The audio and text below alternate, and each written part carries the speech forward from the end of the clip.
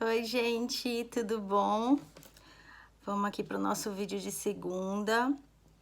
E hoje tava até comentando com uma amiga, disse, hoje eu vou gravar um negócio bem legal. Semana passada eu tava estudando algumas coisas aqui pro doutorado e eu encontrei um artigo que é super difícil, super grande, me demorou aí um tempão para entender, mas sensacional, gente, porque assim, ao longo desses vídeos que a gente está fazendo, a gente conversou bastante sobre comportamento alimentar, e aí até algumas pessoas dizendo que, poxa, estou fazendo errado, alguma coisa assim.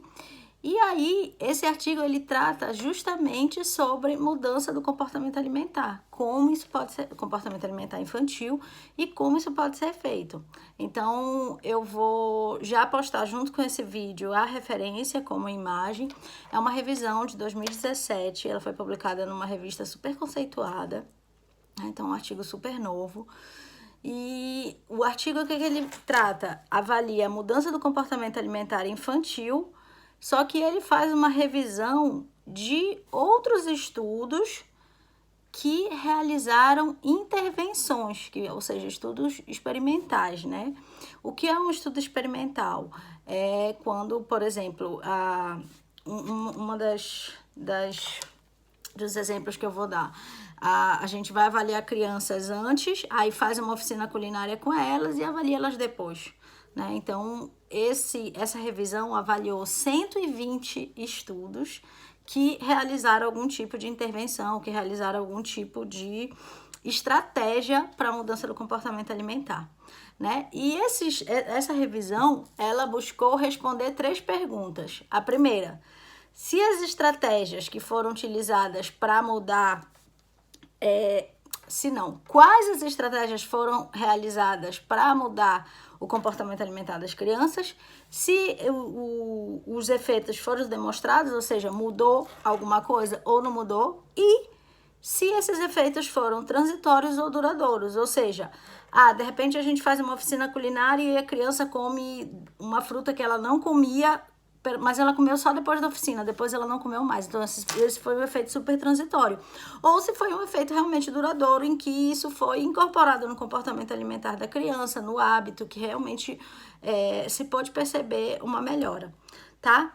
E aí, nessa questão da primeira pergunta, onde quais foram as estratégias utilizadas, o artigo dividiu essas estratégias em 11 categorias, tá? Então, é um artigo super grande. Quem quiser me pede que eu envio por PDF. E aí tem umas tabelas falando de cada um desses 120 estudos experimentais, como é que foi a abordagem, qual foi o resultado, tá? Esses estudos experimentais avaliaram crianças de 1 a 12 anos. Em alguns poucos casos, eles colocaram adolescentes, né? Mas, de uma maneira geral, foi de 1 a 12 anos. E aí eles dividiram, então, essas estratégias utilizadas para a mudança do comportamento alimentar em 11 categorias, tá? Primeira categoria, controle parental, que é uma coisa que a gente já falou, acho que foi o segundo vídeo que eu gravei falando sobre o controle parental, como você faz esse processo educativo, principalmente na questão do comportamento alimentar e do hábito alimentar da criança, tá?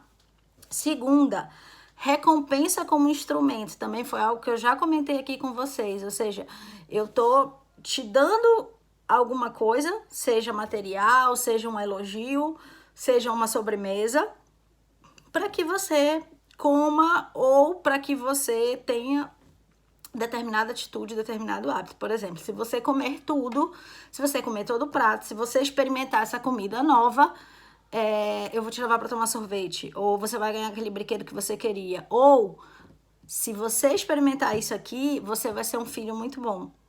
E que é um aspecto, depois que eu quero, me lembrem, tá, de conversar isso com vocês, porque do ponto de vista psicológico, e eu não sou psicóloga, gente, por favor, é só por conta da pós que a gente fez, e eu aprendi muito sobre isso. Isso, de repente, mostra para a criança uma outra coisa que não tem nada a ver e pode acabar traumatizando. Terceira estratégia, facilitação social. E isso foi avaliado através dos pais, dos professores, do ambiente em que essa criança vive, que foi algo também que a gente já conversou. Quarto, oficinas culinárias. E quinto, hortas nas escolas. Essas 2 estratégias, né, são estratégias mais práticas, são estratégias que colocam a criança em contato com o alimento. né? Então, muitas das vezes elas têm resultados mais imediatos, até pela curiosidade da criança, principalmente dependendo da idade. Sexta categoria, educação sensorial. Essa foi uma categoria feita muito através de testes, né? De dizer, olha, você conhece essa... Isso é uma coisa que a gente faz principalmente dentro da educação nutricional, em escolas. Você conhece essa fruta, e você dá a fruta para a criança tocar, para a criança cheirar, para a criança provar. Então, isso foi colocado numa categoria como educação sensorial.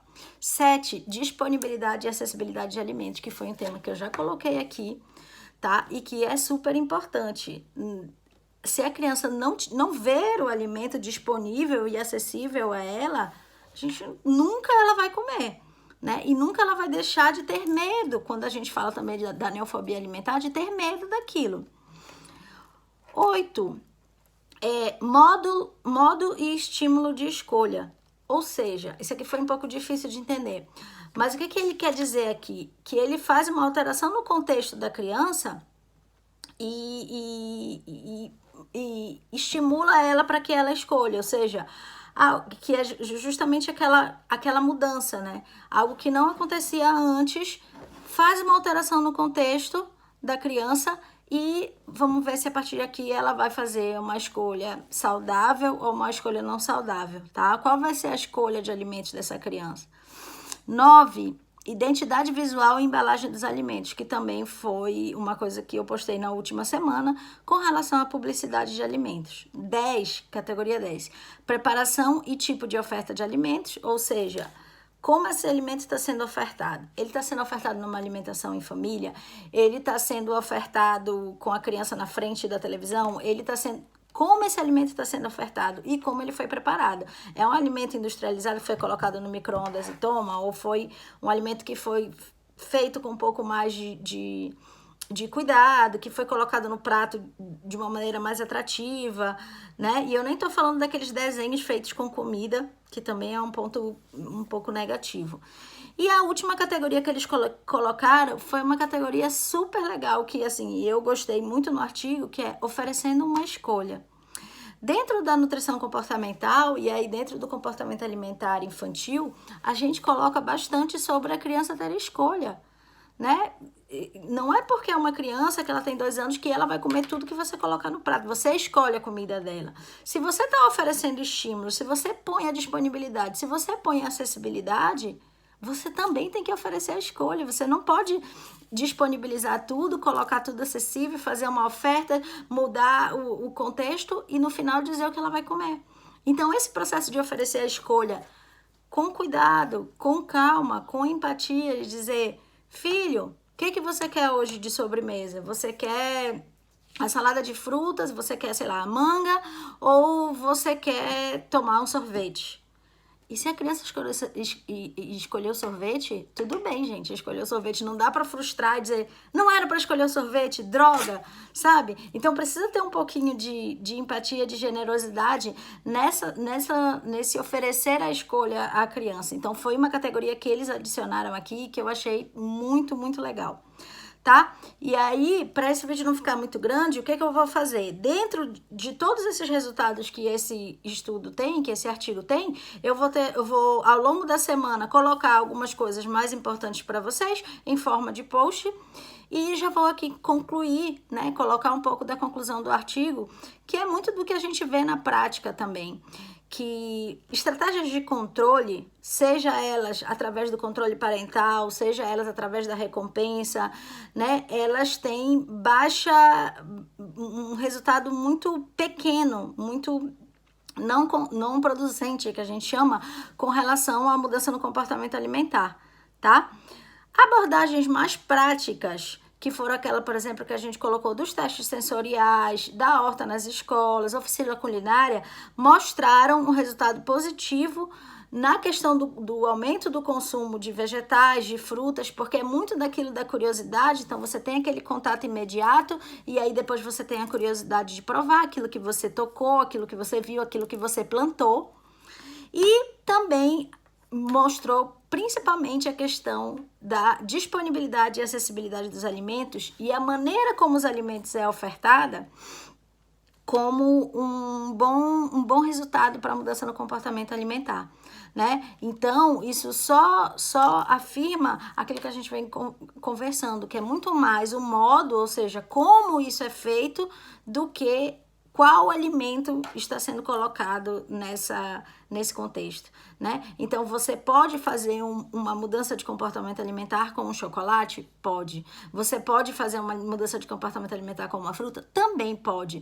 É muito mais como você está tratando isso do que o que você está colocando para a criança comer, tá? Então, é isso. O vídeo de hoje trabalhava especificamente sobre esse artigo, que eu já vou postar aqui logo depois do vídeo. E ao longo dessa semana eu vou falando um pouco mais sobre eles. E aí eu vou pedir, por favor, que vocês, se vocês tiverem alguma dúvida no que eu falei, ou se vocês querem que eu explique um pouco mais sobre alguma dessas categorias, comenta aqui, que é para eu poder saber qual direção eu vou dar para esse artigo, porque ele realmente é muito grande e claro, não dá para botar tudo aqui, tá bom? É isso. Obrigada. Tchau.